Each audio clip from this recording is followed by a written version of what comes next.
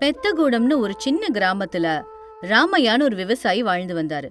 அவருக்கு ராகவா, மதுன்னு 2 மகன்கள் இருந்தாங்க. ராமையா கஷ்டப்பட்டு சம்பாதிச்ச கொஞ்ச நிலமும் ஒரு சின்ன வீடும் தான் அவரோட சொத்து. ஒரு நாள் ராமையா தன்னோட மனைவி சுலோச்சனா கிட்ட இப்படி பேசிட்டு இருந்தாரு. சுலோச்சனா, இன்னைக்கு வயலுக்கு போகணும்னு என்னவோ தோணவே இல்லடி. என்னாச்சுங்க? ஏன் இப்படி?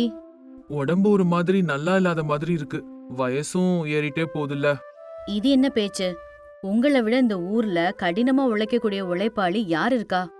உண்மைதாண்டி. ஆனா இனிமே உடம்புல அந்த அளவுக்கு தெம்பு இல்லையோன்னு தோணுது. சரி, இன்னைக்கு ஒரு நாளைக்கு பசங்க எல்லாத்தையும் பாத்துக்குவாங்க. நானும் அதான் நினைச்சிட்டு இருந்தேன். இங்க 2 பேரையும் கூப்பிடு. ஆம். டேய் ராகவா, மது, 2 பேரும் இங்க கொஞ்சம் வாங்க. இப்படி கூப்பிட்டா 2 அண்ணன் தம்பியும் அந்த இடத்துக்கு வந்தாங்க. ஐயோ, என்னவா காலங்காத்தால நிம்மதியா கொஞ்சம் தூங்க கூட விடாம. டேய், சூரியன் உச்சி மண்டைக்கு வர நேரம் ஆயிடுச்சு. இன்னும் என்னடா உனக்கு தூக்க வேண்டி இருக்கு? அதாம்மா, அத சொல்லு. டேய், வாய மூடு, இல்லனா உனக்கு 4 மிதி விழும். டேய், நிறுத்துங்கடா உங்க சண்டைய. இவ்ளோ பெருசா வளர்ந்துட்டீங்க, இன்னுமா இப்படி சண்டை போடுறீங்க? சரி சரி, 2 பேரும் அம்மா சொல்றத கொஞ்சம் ஜாக்கிரதையா கேளுங்க. ராமையா இப்படி சொன்னதும் சுலோச்சனா, ராகவா, மது, உங்க அப்பாவுக்கு இன்னைக்கு உடம்புக்கு என்னவோ முடியலையாண்டா. போக போக ஆரோக்கியம் இன்னும் மோசமாக தான் வாய்ப்பு இருக்கு. வயசும் ஏறிட்டே போகுதுல்ல. உண்மைதாம்மா, கொஞ்ச நாளாவே அப்பா சுறுசுறுப்பா இருக்கிறது இல்ல. அதே தாண்டா நானும் சொல்ல வரேன். சரி, இப்ப என்ன பண்ணணுங்கிறீங்க?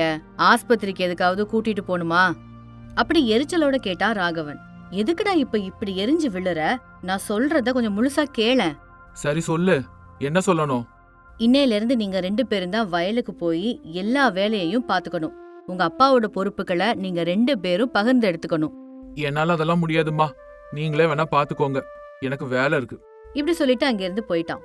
அவனை எல்லாரும் ஆச்சரியமா பாத்துட்டு இருந்தாங்க. என்னங்க இது, பெரியவன் இப்படி சொல்லிட்டு போறான்? அட விடுங்கம்மா, அண்ணனை பத்தி நமக்கு எல்லாம் தெரிஞ்சது தானே. நான் பாத்துக்கிறேன், விடுங்க. என்னவோட சின்னவனே, பெரியவனை பாக்கும்போது எனக்கு பயமா இருக்கு. சும்மா பயந்துட்டு இருக்காதடி. அவன் ஏன் புள்ள, எல்லாம் நல்லாதான் இருப்பான். என் பையன்னு சின்ன வயசுல இருந்தே அவனுக்கு செல்லம் கொடுத்து இப்படி கெடுத்து வச்சிருக்கீங்க. இப்போ என் மேலதான் தப்பா? இல்லையா பின்ன? சின்ன வயசுலயே நல்ல 4 சாத்து இருந்தா இப்ப இந்த மாதிரி பேசுவானா? ஐயோ அம்மா, அதெல்லாம் ஒண்ணும் இல்ல, விடுங்க. அண்ணனே எல்லாத்தையும் புரிஞ்சுக்குவான். சரி அப்பா, நீங்க ஓய்வு எடுத்துக்கோங்க. நான் இருக்கேன்ல, அண்ணனை பாத்துக்கிறேன். சரிப்பா. அன்னையில இருந்து வீட்டு வேலைகள், வயல் வேலைகள் எல்லாத்தையும் தம்பியே பாத்துட்டு இருந்தான். ஆனா அண்ணனும் எல்லாத்தையும் செய்யற மாதிரி ஊருக்குள்ள சொல்லிக்கிட்டு தெரிஞ்சான். நாட்களும் இதே மாதிரி நகர்ந்துகிட்டு இருந்துச்சு. இப்படியே போயிட்டு இருந்தப்போ ஒரு நாள், சுலோச்சனா, சின்னவன் பெரியவன் 2 பேருமே வழிக்கு வந்துட்டாங்க போல. ஆமாங்க, பெரியவன் அன்னைக்கு அப்படி சொல்லிட்டு போனது வருத்தமா இருந்துச்சு. ஆனா அவனும் இப்ப தம்பி கூட சேர்ந்து வேலை பாக்குறான் போல. பாத்தியா, அன்னைக்கு என்ன நீ என்ன பேச்சு பேசுன, இப்ப பாத்தியா?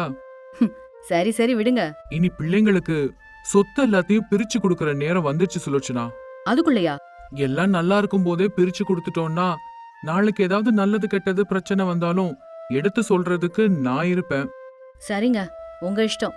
அப்புறம் அவங்களுக்கு கல்யாணம்லாம் பாக்கலாம். முதல்ல ஆஸ்தியெல்லாம் பிரிச்சு கொடுத்துருவோம். அப்போ அவங்க சம்பாத்தியம் அவங்களுக்குன்னு இருக்கும். அடுத்த நாளே ராமையா 2 பசங்களையும் கூப்பிட்டு உட்கார வச்சு, ராகவா, மது, இனிமே வீட்டோட முழு பொறுப்பையும் உங்க 2 பேரு கையிலயுமே நான் ஒப்படைக்கிறேன். எல்லாத்தையும் இனிமே நீங்க தான் பாத்துக்கணும். அப்படின்னா என்னதுப்பா? உங்க 2 பேருக்கும் சேர வேண்டிய சொத்துக்களை சரிசமமா பிரிச்சு கொடுக்க போறேன். அப்பா, எதுக்குப்பா இப்ப இதெல்லாம் பண்றீங்க? அதெல்லாம் ஒண்ணும் இல்லடா, எதை எப்போ செய்யணும்னு எனக்கு தெரியும். சரி, அப்ப அந்த வயல்ல எனக்கு தான் அதிகமான பங்கு வேணும். நான் பெரியவங்கிறதுனால நான் தான் எல்லாத்தையும் பாத்துப்பேன். டேய், அது என்னடா, உனக்கு அதிகமான பங்கு கொடுத்துட்டா அப்புறம் சின்னவன் என்ன பண்ணுவான்? ஆமாடா, 2 பேருக்கும் சமமா பிரிச்சு கொடுக்கறது தானே சரி. அம்மா, ஒரே பேச்சுதான். சொத்துல எனக்கு அதிகமான பங்கு தருவீங்கன்னா மட்டும்தான் நான் இந்த வீட்ல இருப்பேன். இல்லன்னா இந்த வீட்டை விட்டு இப்பவே வெளியில போறேன். இப்படி சொல்லிட்டு அங்கிருந்து கிளம்பி போயிட்டான். 2 நாள் வீட்ல இந்த விஷயத்த பத்தி விவாதங்கள் நடந்துச்சு. இத பத்தி அதிகமா யோசிச்சே ராமையாவோட உடல்நிலை மோசமாகி அவர் இறந்து போயிடுறாரு. அதுக்கப்புறமா சில நாட்கள் கழிச்சு மது சுலோச்சனா கிட்ட இப்படி சொன்னான். அம்மா, நீ எதுக்கும் கவலைப்படாத. நானே அண்ணனையும் நல்லபடியா பாத்துக்கிறேன். என்னவோட சின்னவனே, அவர் இருக்கும்போதே உங்க சொத்தை பிரிச்சு கொடுத்திருந்தா நல்லா இருந்திருக்கும். இப்ப என்ன ஆக போகுதோ என்னவோ. அப்படிலாம் ஒன்னும் ஆகாதுமா. பெரியவனை நான் கூப்பிட்டேன்னு கூப்பிட்டுடா. அண்ணா, அண்ணா, அம்மா கூப்பிடுறாங்க பாரு, ஒரு நிமிஷம் இப்படி வாயேன். இப்படி கூப்பிட்டதும் ரொம்பவும் சலிப்போடையும் கோபத்தோடையும் ராகவாங்க வந்தான். ஆ, அது வந்துடா, அப்பா உங்களுக்கு சொத்தை பிரிச்சு கொடுக்கறத பத்தி பேசினார்ல, ஆமா, அதுக்கு என்ன இப்போ?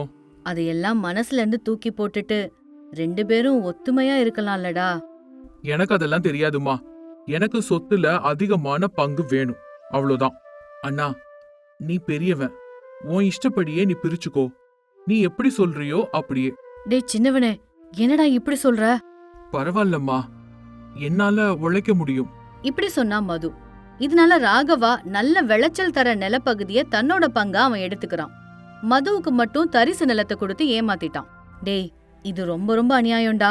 எதுக்கும் உதவாத அந்த நிலத்தை வச்சுக்கிட்டு அவன் என்னடா பண்ணுவான்? அவன் தானே எது கொடுத்தாலும் பரவாயில்லன்னு இப்ப சொன்னா, அதுக்கு இப்போ நான் என்ன பண்ண முடியும்? பரவாயில்ல அண்ணே, நான் எல்லாத்தையும் பாத்துக்கிறேன்.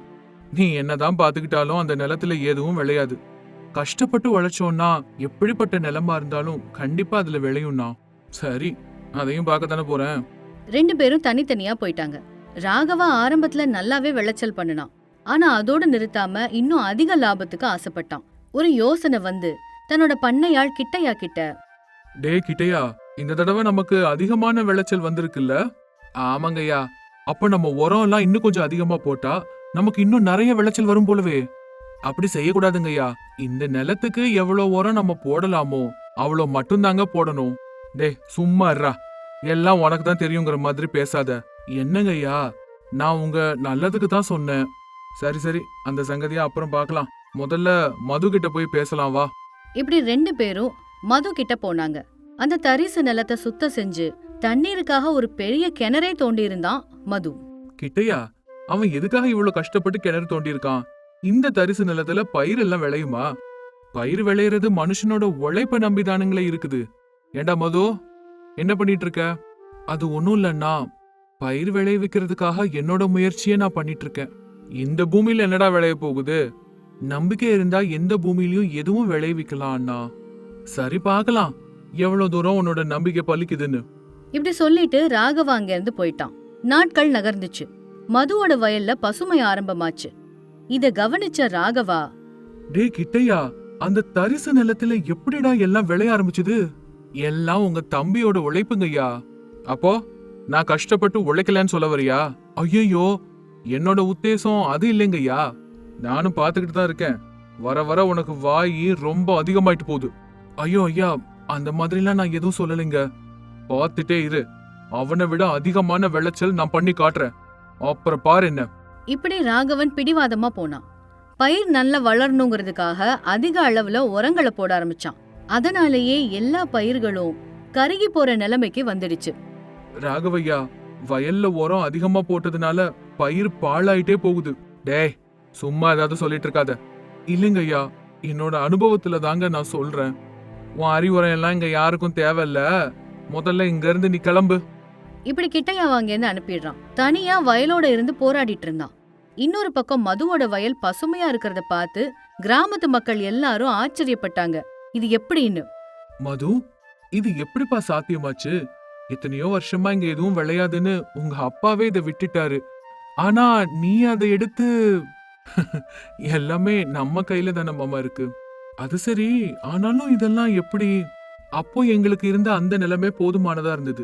இதோட தேவை யாருக்கும் இல்ல. இப்போ இதுக்கான தேவை வந்திருக்கு. சரிதான் தம்பி, தேவை வந்துருச்சு அப்படின்னா எல்லாமே சாத்தியம்தான். இது கூட அப்படி நடந்த ஒரு விஷயம்தான் மாமா. பூமி தாயை நம்ம அன்பா பாத்துக்கிட்டோம்னா நமக்கு என்ன வேணுமோ அதை அவ கை நிறைய கொடுப்பா. சபாஷ்டா மது, நீ நம்ம கிராமத்திலேயே நிறைய பேருக்கு முன்மாதிரியா இருக்கடா. அவர் இப்படி பாராட்டிட்டு போனாரு. அந்த கிராமத்துல இருக்கிற எல்லாரும் மதுவை பாராட்டினாங்க. இந்த விஷயம் ராகவா வரைக்கும் போச்சு. இதனால அவனுக்கு கோபம் வந்து, எப்படியாவது அவனை விட அதிகமான விளைச்சல் கொடுக்கணும் இப்படி நினைச்சுக்கிட்டு இன்னும் கொஞ்சம் அதிகமான உரத்தை போட்டான். இதனால போட்ட முதலீடே பாழாயி பயிர் மொத்தமும் நாசமாயிடுது. கொஞ்ச நாட்களுக்கு அப்புறமா ராகவா மது கிட்ட வந்தான். மது, இதெல்லாம் நிஜமாவே நீ செஞ்சதாடா? ஆமா அண்ணே, கஷ்டப்பட்டு உழைச்சேன். நான் நல்ல பூமியை எடுத்துக்கிட்டேன். ஆனா பயிர் விளையல. நீ வெறும் பூமியை எடுத்து இப்படி மாத்திட்டியடா. அது எப்படி அண்ணா? அது நல்ல விளையக்கூடிய பூமி தானே. அது மது, என்னாச்சுன்னா என்னன்னா என்னதான் ஆச்சு? ஒன்னும் இல்ல, விடுடா. இப்படி வருத்தத்தோட அங்கிருந்து போனான். நாளுக்கு நாள் ராகவாவோட நிலைமை ரொம்ப மோசமாச்சு. உரத்துக்கு வாங்கின கடன் ரொம்ப அதிகமாச்சு. இனி செய்யறதுக்கு எதுவும் இல்லாததுனால மறுபடியும் வர வழி இல்லாம மதுட்ட வந்தான். மது, டேய் மது, வீட்லதான் இருக்கியாடா? டேய் ராகவா, என்னடா இப்படி? வா, உள்ள வாடா. எவ்ளோ நாள் ஆச்சுடா உன்னை பார்த்து. அம்மா, அது மது இருக்கானா? வயலுக்கு போயிருக்கான்டா, இப்ப வந்துருவான். நீ முதல்ல உள்ள வந்து உட்காருப்பா. அவனை உள்ள கூட்டிட்டு போய் சாப்பாடு பரிமாறினா. ராகவாவோட முகத்துல வேதனை தெளிவா தெரிஞ்சுது. என்னப்பா, முகம்லாம் வாடி இருக்கு? ஒன்னும் இல்லம்மா. இப்படி பேசிட்டு இருக்கும் போதே மது அங்க வந்தான். அண்ணே, நீ என்ன இங்க? உன்னை பார்க்கதாண்டா வந்தேன். என்னாச்சு அண்ணே? நான் பேராசப்பட்டு ரொம்ப பெரிய தப்பு பண்ணிட்டேன் மது. இப்படி அவன் நடந்த விஷயம் எல்லாத்தையும் சொன்னான். அண்ணே, உன்னோட நிலைமை என்னன்னு எனக்கு நல்லா புரியுது. உனக்கு நான் ரொம்ப பெரிய அநியாயம் பண்ணிட்டேன் மது. தயவு செஞ்சு என்ன மன்னிச்சிரு. அண்ணே, ஏன் இப்படி எல்லாம் பேசுற? என்ன இருந்தாலும் நீ பெரியவன். இப்ப என்ன பண்றதுன்னே தெரியாத நிலைமையில இருக்கேன்டா மது. நான் இதுக்கும் போது ஏன் கவலைப்படுற? நம்ம 2 பேரும் இனிமே சேர்ந்தே எல்லா வேலையும் செய்வோம். அப்படி சொன்னான். அன்னையில இருந்து முன்னாடி மாதிரி இல்லாம ராகவாவும் கொஞ்சம் அதிகமா உதவி பண்ண ஆரம்பிச்சான். இப்படியே சில நாட்களுக்கு அப்புறமா இப்ப புரியுது மது, உழைப்பு இல்லாம லாபம் வராதுன்னு. அண்ணா, அதிகமா ஆசைப்படாம உழைச்சா பலன் தானா வரும். அது எனக்கு இப்பதாண்டா புரியுது மது. பேராசைப்பட்டா எவ்ளோ நஷ்டம் வரும்னு இப்ப புரிஞ்சுக்கிட்டேன்டா. உழைப்பு, பொறுமை, இதுதான் மனுஷனை நல்லபடியா வாழ வைக்கும்னா. இனி நானும் கஷ்டப்பட்டு உழைச்சு வாழ்வேண்டா. அண்ணே, நானும் உனக்கு எப்பவும் துணையா நிப்பேன். அன்னையில இருந்து 2 பேரும் சேர்ந்து கஷ்டப்பட்டு உழைச்சு விவசாயத்துல லாபம் பார்த்தாங்க. பேராசையினால நம்ம இழப்போம், உழைப்புனாலதான் நம்ம உயர்வோன்னு எல்லாருக்கும் ஒரு உதாரணமா அந்த அண்ணன் தம்பி இருக்காங்க. ஒரு கிராமத்துல அந்த வருஷம் கோடை காலம் ரொம்ப கடுமையா இருந்துச்சு. சூரியன் நெருப்ப கக்கிக்கிட்டு இருந்தான். ஏரிகள், கிணறுகள் எல்லாம் வத்தி போச்சு. கால்நடைகளுக்கு குடிக்கிறதுக்கு ஒரு சொட்டு தண்ணி கூட கிடைக்காத நிலை வந்துச்சு. பகல் நேரத்துல வெளியில கால் வைக்கவே ஊர் மக்கள் பயந்து போயிருந்தாங்க. ஆனா அந்த கிராமத்துக்கு நடுவுல ஒரு விசித்திரம் நடந்துட்டு இருந்துச்சு. அந்த ஊருக்கு நடுவுல பல 100 வருஷங்களுக்கு பழமையான ஒரு பிரம்மாண்டமான மரம் இருந்துச்சு. அந்த மரத்தை சுத்தி இருக்கிற பகுதி எப்பவும் குளிர்ச்சியா இருக்கும். வானத்திலிருந்து மெல்லிய பனி விழுறது மாதிரி அந்த மரத்தடியில கால் வச்ச உடனேயே உடலுக்கு ரொம்ப இதமா இருக்கும். அந்த மரத்தோட இலைகள் எப்பவும் பச்சையா மின்னிக்கிட்டு இருக்கும். அந்த பழங்கள் அமிர்தத்தை மாதிரி ரொம்ப சுவையோட இருக்கும். 7 விவசாயிகளும் கூலிகளும் பகல் முழுக்க வெயில்ல கஷ்டப்பட்டு அந்த மரத்து நிழலுக்கு வந்து ஓய்வெடுப்பாங்க. அந்த மரத்தோட பழங்களை சாப்பிட்டு தங்களோட பசிய போக்கிக்குவாங்க. இப்படி ஒரு வித்தியாசமான மரம் அந்த ஊர்ல இருந்துச்சு. ஒரு நாள் அந்த மரத்தடியில 7 விவசாயியான ராமையா தன்னோட சக தொழிலாளியான முத்தையா கிட்ட இப்படி சொன்னாரு. என்னப்பா முத்தையா, இந்த வெயில் இப்படி மண்டைய பொளக்குது. இன்னைக்கு வயல்ல வேலை செய்யும் போது உயிரே போயிடும் போல இருந்தது. இன்னைக்கு இதுக்கு மேல என்னால முடியாதுப்பா. நம்ம வீட்டுக்கு கிளம்பலாம். உண்மைதான் ராமையா, நீ சொன்னது மாதிரி இந்த வெயில தாங்கிறது மனுஷங்களால முடியாத காரியமாயிடுச்சு. கடவுள் புண்ணியத்துல நம்ம ஊருக்கு நடுவுல இந்த மகா விருட்சம் இருக்கிறதுனால தப்பிச்சோம். இல்லனா நம்ம மாதிரி ஏழைங்களோட நிலைமை என்னவா இருக்கும்னு நினைச்சு பார்க்கவே எனக்கு ரொம்ப ரொம்ப பயமா இருக்குப்பா. ஆமா முத்தையா, எவ்வளவு வெயிலா இருந்தாலும் இந்த மரத்தடிக்கு வந்த உடனே எல்லா வெப்பமும் மாயமாயிடுது பாத்தியா. வானத்திலேந்து விழுற இந்த மெல்லிய பனித்துளிகளை பார்க்கும்போது கடவுளே நமக்காக இந்த குளிர்ச்சி அனுப்புனது மாதிரி தான் தெரியுது. அதோட இந்த மரத்தோட பழங்களை சாப்பிட்டா வயிறு நிறைஞ்சிருது. நம்மள மாதிரி ஏழைங்களுக்கு இதை விட வேற என்ன வேணும்? உண்மையிலேயே இந்த மரம் நம்ம ஊருக்கு கிடைச்ச ஒரு வரம். இப்படி இருக்கும்போது அந்த ஊர்ல ஒரு ஜமீன்தார் இருந்தாரு. அவரோட பேரு பூபதி. அந்த ஊர்ல பாதிக்கும் மேற்பட்ட நிலங்கள் அவருக்கு சொந்தமானது. அவருக்கு ஒரு பெரிய மாளிகையும் 100கணக்கான வேலைக்காரங்களும் இருந்தாங்க. ஆனா அவருக்கு தற்பெருமையும் பேராசையும் அதிகம். தனக்கு பிடிச்சமான பொருள் எதுவா இருந்தாலும் அது தனக்கே சொந்தமா இருக்கணும்னு நினைக்கிறவரு. ஒரு நாள் மதியானம் ஜமீன்தார் பூபதி தன்னோட வேலைக்கார வீரையனோட நிலங்களை பார்வையிட்டு குதிரை வண்டியில திரும்பிக்கிட்டு இருந்தாரு. வெயிலோட கொடுமையினால ஜமீன்தார் தாங்க முடியாம தவிச்சாரு. அப்போ பூபதி வீரையா கிட்ட இப்படி சொன்னாரு. வீரையா, இந்த வெயில் ஏன் இப்படி வறுத்து எடுக்குது? என்னோட மாளிகையை அடையறதுக்குள்ள என்னோட உயிரே போயிடும் போல இருக்க. வண்டியை கொஞ்சம் வேகமா ஓட்டு. இந்த வெப்பத்தை என்னால தாங்க முடியல, சீக்கிரம் போ. என்னடா உருட்டிக்கிட்டு இருக்க, வேகமா விடு. ஐயா, குதிரைங்க கூட வெயில்ல சோர்ந்து போயிருச்சுங்க. அதுங்களால வேகமா ஓட முடியாது. அதோ நம்ம ஊரோட நடுவுல இருக்கிற பெரிய மரம் தெரியுது இல்லைங்களா, அது ஒரு விசித்திரமான மரங்க ஐயா. அங்க எப்பவும் பனி பொழியிற மாதிரி குளிர்ச்சியா இருக்கும். ஊர் மக்கள் எல்லாரும் அங்கதான் போய் ஓய்வு எடுத்துக்கிறாங்க. நீங்களும் கொஞ்ச நேரம் அங்க ஓய்வு எடுத்தா உங்களோட களைப்பு நீங்கிடும். நான் அங்க வண்டியை விடட்டுமா? அத கேட்டதும் பூபதி சரின்னு சொல்லி அந்த மரத்துக்கு பக்கத்துல போனாரு. வண்டியிலிருந்து இறங்கி அந்த மரத்தோட நிழல்ல கால் வச்சதும் அவரோட ஆச்சரியத்துக்கு எல்லையே இல்ல. வெளியில இருந்த வெப்பம் ஒரு நொடியில மறைஞ்சு போச்சு. குளிர்ந்த காத்தும் மெல்லிய பனித்துளிகளும் அவரோட உடலை தொட்டு தழுவுச்சு. அவரு கண்களையே அவரால நம்ப முடியாம பூபதி ஆச்சரியத்தோட, ஆஹா, எவ்வளோ அற்புதம்! வீரையா, நீ சொன்னது 100க்கு 100 உண்மை. என் மாளிகையில இருக்கிற 100கணக்கான விசிறிகளால கூட இவ்ளோ குளிர்ந்த காத்த தர முடியல. இது சாதாரணமான மரமே கிடையாது, தெய்வத்துக்கு சமமான மரம். சரியா அந்த நேரத்துல ஒரு பழம் முதிர்ந்து பூபதியோட கையில வந்து விழுந்துச்சு. அத சாப்பிட்டு அவரு மெய் மறந்து போயிட்டாரு. அற்புதம்! இந்த பழத்தோட சுவையை நான் என் வாழ்க்கையில எங்கேயுமே பார்த்ததில்ல. இவ்ளோ குளிர்ச்சியாவும் இவ்ளோ இனிமையான பழங்கள் தர இந்த விசித்திரமான மரம் எனக்கு தான் சொந்தமா இருக்கணும். இந்த ஏழைங்களும் கூலிங்களும் இந்த மரத்தோட நிழல்ல இனிமே உட்காரவே கூடாது. நான் தான் இந்த ஊரோட எஜமா. ஊர்ல இருக்கிற ஒவ்வொரு அற்புதமான பொருள் மேலையும் எனக்கு மட்டும்தான் அதிகாரம் இருக்கணும். ஐயா, மன்னிச்சிடுங்க. இது இயற்கை கொடுத்த வரம். வெயில்ல வாடி வர பாதசாரிகளுக்காகவும் வயல்ல கஷ்டப்படுற விவசாயிகளுக்காகவும் கடவுளே இந்த மரத்தை இங்க வரமா நமக்கு கொடுத்திருக்காரு. இது எல்லாரும் பயன்படுத்தணுமே தவிர யாரும் சொந்தமாக்கிக்க நினைக்க கூடாது. மக்கள் அப்புறம் ரொம்ப ரொம்ப வருத்தப்படுவாங்க. வாய மூடு. நான் ஜமீன்தார். என்னோட முடிவை எதிர்க்கிறதுக்கு உனக்கு உரிமை கிடையாது. உடனடியா எங்க ஆட்களை வரவழ. இந்த மரத்தை சுத்தி யாரும் உள்ள வராதபடி உயரமான மதில் எழுப்பணும். அந்த சுவத்துல ஒரு பெரிய இரும்பு கதவு வைக்கணும். அதோட சாவி என்கிட்ட மட்டும்தான் இருக்கணும். இந்த மரத்தோட குளிர்ச்சியும் இந்த பழங்களும் எனக்கும் என் குடும்பத்துக்கு மட்டும்தான் கிடைக்கணும். வேற யாருக்கும் அந்த இரும்பு கதவை தாண்டி உள்ள வர்றதுக்கு அனுமதி கிடையாது.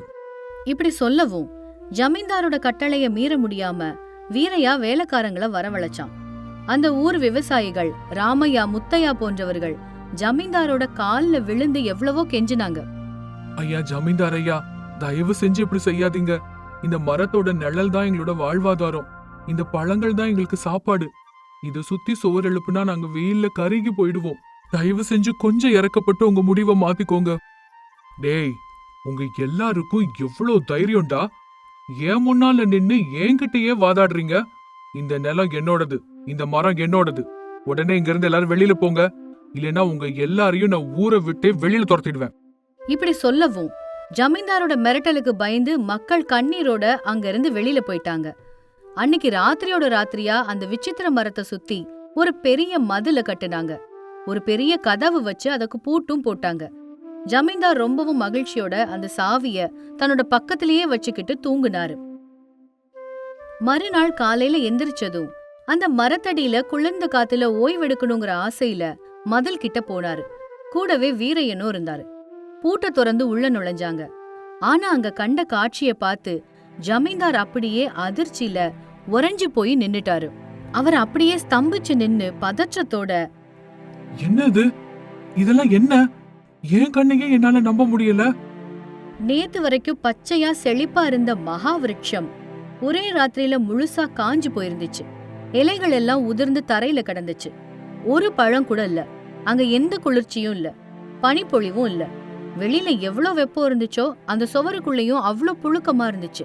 அந்த விசித்திரமான மரம் ஒரு சாதாரண காஞ்ச கட்டைய போல இப்ப மாறி போய் இருந்துச்சு. இந்த அதிசயம் எப்படி நடந்துச்சுன்னு அங்க இருந்த யாருக்குமே புரியல. பாத்தீங்களா ஐயா, இயற்கை எப்பவுமே எல்லாரோட நலனையும் விரும்பும். சுயநலத்தோட அதை கட்டி போட நினைச்சா அது இப்படித்தான் உயிரை இழந்துடும். நீங்க செஞ்ச செயலால கடவுளுக்கே கோபம் வந்துருச்சு. அதனாலதான் இந்த மரம் காஞ்சு போச்சு. பூபதி ஏமாற்றத்தோட, சி, என் தலை விதி. இவ்ளோ பணம் செலவழிச்சு சுவர் கட்டுனா இது ஒரே ராத்திரில காஞ்சு போச்சு. சரி நடங்க, மாளிகைக்காவது போவோம். அங்கயாவது போய் ஓய்வெடுக்கிறேன். இங்க குளிர்ச்சியா இருக்கும்னு நினைச்சு வந்தா எல்லாம் தலைகீழ மாறி போயில இருக்கு. இப்படி நினைச்சுக்கிட்டு ஜமீன்தார் தன்னோட மாளிகைக்கு போனாரு. ஆனா அவருக்கு உண்மையான தண்டனை அப்போதான் ஆரம்பிச்சுது. அவர் தன்னோட அறைக்குள்ள நுழைஞ்ச உடனேயே தாங்க முடியாத வெப்பம் தாக்குச்சு. வெளியில இருந்ததை விட 10 மடங்கு வெப்பம் அவரோட அறையில இருந்துச்சு. அவர் உட்கார்ற நாற்காலி, படுக்கிற கட்டில்னு எல்லாம் நெருப்பு போல தீயா கொதிச்சுது. பூபதி வேர்வையை தொடச்சுக்கிட்டே, டேய் வீரையா, வேலைக்காரங்க எல்லாரையும் கூப்பிடுடா, பெரிய விசிறிகளை கொண்டு வந்து விசிற சொல்லுடா, என் உடலே எரியற மாதிரி இருக்கு, என்னோட அறை ஏன் இவ்ளோ நெருப்பு குண்ட மாதிரி ஆயிடுச்சு. இப்படி சொன்னதும் வேலைக்காரங்க வந்து விசிறினாங்க. ஆனா அவங்க விசிறின காத்து கூட அனல் மாதிரி தான் அவருக்கு வீசிச்சு. ஜமீன்தாரோட கஷ்டத்தை பார்த்து ஈர துணிங்களை கொண்டு வந்து அவர் மேல போத்துனாங்க. ஆனா கொஞ்ச நேரத்திலேயே அந்த துணி எல்லாம் காஞ்சு போச்சு. மண் குடங்கள்ல இருந்து குளிர்ந்த நீரை கொண்டு வந்து ஊத்துனாங்க. ஆனா அந்த நீரும் சுடுநீரா மாறிச்சு. ஜமீன்தாருக்கு மூச்சு விடுறதுக்கே சிரமமா இருந்துச்சு. அவரால சுத்தமா உட்கார கூட முடியல. அவர் வேதனையோட முணங்கிக்கிட்டே, அப்பா என்னால முடியல, இந்த வெயில் என்ன கொன்னு எடுக்குது, என்கிட்ட எவ்வளோ தங்க நாணயங்கள் இருக்கு, எவ்வளோ பெரிய மாளிகையும் இருக்கு, ஆனா இந்த சுட்டரிக்கிற வெயில்ல இருந்து என்ன என்னால காப்பாத்திக்க முடியலையே, எனக்கு ஏன் இப்படி ஒரு துயரம். ஐயா, நீங்க தப்பா நினைக்கலன்னா நான் ஒரு வார்த்தை சொல்றேன். நேத்து வரைக்கும் அந்த மரம் ஊர் மக்கள் எல்லாருக்கும் நன்மை செஞ்சது. நீங்க உங்க சுயநலத்துக்காக அதை உங்களுக்கு மட்டும் சொந்தமாக்க நினைச்சீங்க. அந்த பேராசையினால சுத்தி சுவர் எழுப்புனீங்க. அந்த பச்சை மரத்தை சிறை வச்சீங்க. அதனாலதான் இயற்கை உங்களுக்கு தண்டனை கொடுத்திருக்கு. ஏழைங்களோட வயித்துல அடிச்ச பாவம் சும்மா விடாதுங்க ஐயா. கடவுள் கொடுத்த வளங்களை எல்லாரும் பகிர்ந்துக்கணுமே தவிர பதுக்கி வைக்கணும்னு நினைக்க கூடாது. நீங்க செஞ்ச தவற சரி பண்ணிட்டா மட்டும்தான் இந்த துயரத்திலிருந்து உங்களுக்கு விடுதலை கிடைக்கும். இது என் அறிவுக்கு எட்டின வரைக்கும் சொல்றேன். வீரையனோட வார்த்தைகளை கேட்டதும் ஜமீன்தாருக்கு தன்னோட தப்பு என்னன்னு புரிஞ்சிடுச்சு. அந்த வழியிலையும் அவருக்கு ஏழை விவசாயிகளோட முகங்கள் தான் ஞாபகத்துக்கு வந்துச்சு. தன்னோட பேராசையால எவ்வளோ பெரிய தவறு நடந்துருச்சுன்னு புரிஞ்சுக்கிட்டாரு. பூபதி மன வருத்தத்தோட, வீரையா, நீ சொல்றது எல்லாம் சரிதான்ப்பா. என்னோட கண்ணை திறந்துட்ட. என்னோட செல்வம், என்னோட கர்வத்தால கடவுளோட படைப்பையே நான் சிறப்பிடிக்க நினைச்சேன்னு. ச்சே, என் தப்பு எனக்கு இப்போ புரிஞ்சிடுச்சு. உடனே வேலைக்காரங்களை எல்லாம் கூப்பிடு. அந்த மரத்தை சுத்தி நான் கட்டின அந்த மதுல ஒரு கல்லு கூட மிஞ்சாதபடி எல்லாத்தையும் இடிச்சு தரமட்டமாக்குங்க. அந்த மரத்தை சுத்தி நான் போட்ட வேலிய கூட அகற்றிருங்க. இப்படி சொல்லவும் ஜமீன்தாரோட கட்டளைப்படி வேலைக்காரங்க உடனே போய் அந்த மதுல இடிச்சு தரமட்டமாக்குனாங்க. இரும்பு கதவை அகற்றுனாங்க. ஊர் மக்கள் எல்லாரும் அங்க கூடி வந்தாங்க. சுவர் முழுவதுமா இடிக்கப்பட்டு வெளிக்காற்று அந்த மரத்தை தொட்ட அடுத்த நொடியே ஒரு பெரிய அதிசயம் அங்க நடந்துச்சு. காஞ்சு போய் உயிரற்ற இருந்த அந்த மகா விருட்சம் சிறகுகளை விரிக்கிற மாதிரி ஒரே நொடியில பச்சை பசேல்னு மாறுச்சு. இலைகள் துளிர்த்துச்சு. கிளைகள் நிறைய இனிப்பான பழங்கள் வந்துச்சு. மறுபடியும் வானத்திலிருந்து குளிர்ந்த பனித்துளிகள் விழ ஆரம்பிச்சுது. அந்த குளிர்ந்த காத்து ஊர் முழுக்க பரவுச்சு. அந்த மாய மரத்தினுடைய சக்தியால மறுபடியும் ஊர் மக்கள் சந்தோஷப்பட்டாங்க. அதே நேரத்துல மாளிகையில அவதிப்பட்டு இருந்த ஜமீன்தாரோட அறைக்குள்ளேயும் அந்த குளிர்ந்த காற்று வந்துச்சு. அது வரைக்கும் இருந்த வெப்பம் மாயமா மறைஞ்சு போச்சு. அவர் அப்படியே ஆச்சரியப்பட்டாரு.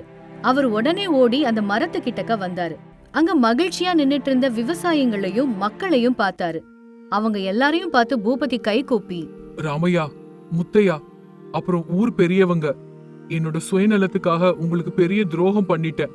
இயற்கை செல்வம் எல்லாருக்கும் பொதுவானதுங்கிறத மறந்து பேராசையால அதை சொந்தமாக்கிக்கணும்னு நினைச்சேன்.